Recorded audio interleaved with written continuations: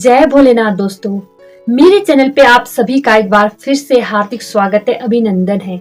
आज हम बात करेंगे चार धामों की। हिंदू धर्म में चार धामों का बहुत ज्यादा महत्व है। हिंदू मानते हैं कि इन चार धामों की यात्रा करने से मनुष्य को मोक्ष की प्राप्ति होती है। प्रत्येक हिंदू अपने जीवन काल में एक बार इन चार धामों की यात्रा जरूर करना चाहता है। ये चार धामें बद्रीनाथ, द्वारिका, जगन्नाथपुरी और रामेश्वरम। यह चारों धाम भारत की चारों दिशाओं में स्थित है।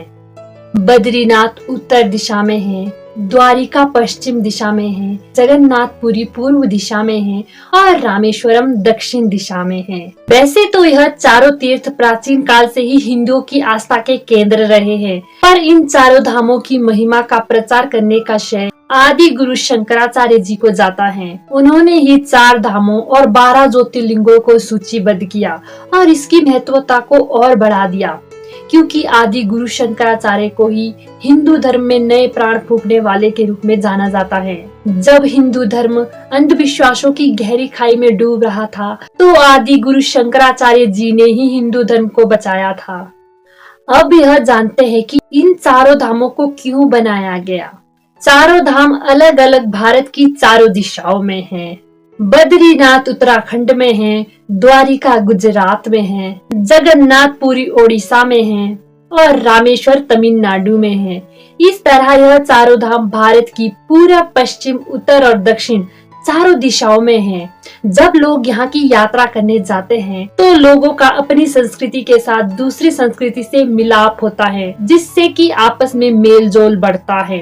यह चारों धाम भारत की संस्कृति और पौराणिकता को दर्शाता है। यहाँ जाने से पौराणिक ज्ञान और संस्कृति का पता चलता है, जिससे कि मनुष्य के ज्ञान में वृद्धि होती है। इन चारों धामों की यात्रा करने से श्रद्धालुओं को देवी देवताओं की अलग अलग कथाएं और कहानियां जानने को मिलती है, जिससे कि उनका ज्ञान तो बढ़ता ही है, पर उन्हें अपने जीवन में भी एक नया मार्ग मिलता है और साथ में वैदिक संस्कृति और उसकी परंपराओं का भी उसे ज्ञान होता है।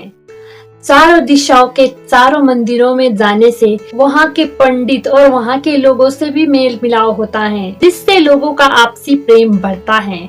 इन चारों धामों में शंकराचार्य जी ने 4 मठ स्थापित किए हैं, जिनमें कि चारों वेदों को पढ़ाया जाता है। एक मठ में एक वेद पढ़ाया जाता है और दूसरा वेद पढ़ने के लिए दूसरे मठ जाना पड़ता है।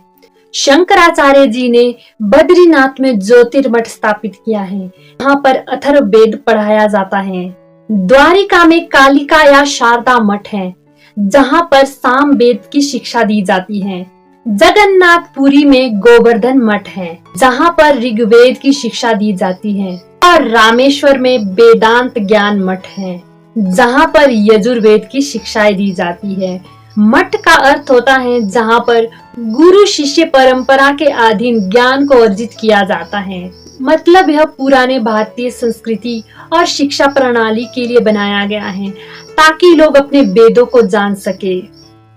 इन चारों धामों को हिंदू धर्म के जीर्णोद्धार के लिए ही बनाया गया है और हिंदू अपने धर्म पर गर्व कर सके। अगली वीडियो में हम जानेंगे एक एक करके चारों धामों के बारे में कि वहाँ पर क्या विशेषता है। तब तक के लिए इस वीडियो को लाइक करना, कमेंट करना और शेयर करना ना भूलिएगा। अगर आप भी करना चाहते हैं चारों धामों की मौखिक यात्रा, तो आगे की वीडियो जरूर देखिएगा। मिलते हैं अगली वीडियो में। तब तक के लिए खुश रहिए, खुशियां बांटिए, अच्छे कर्म कीजिए और ईश्वर का नाम लीजिए। मेरी बातों को ध्यान से सुनने के लिए धन्यवाद। जय भोलेनाथ।